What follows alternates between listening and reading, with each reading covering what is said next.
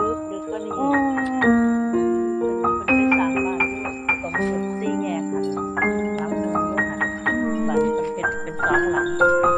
มันก็เลยเฮ็ดให้ทางเข้าบ้านแหมมันเลยอืเป็นตันมตรงนี้ถือว่าเป็นทางสาธารณะแม่นบ่คะแม่นค่ะอันก็นี้เลยเป็นเป็นหาดตันใหม่ค่ะก็เลยเป็นแล้วทางตื้นขึ้นแน่ที่มันเลิกเป็นพวงเดียวข้างบนนี่คือต้นมะขามนะคะต้นมะขามภาพสวยงามเดี๋ยวออกมาสิถ่ายรูปโอ้ยเทวดา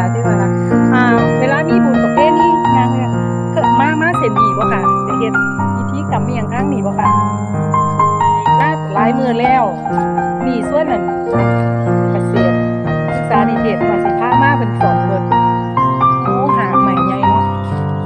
แต่ก่อนเป็นทางเกียรบ่ค่ะแม่ ทางเขียนไปได้รถใหญ่ก็ไปได้บัดนี้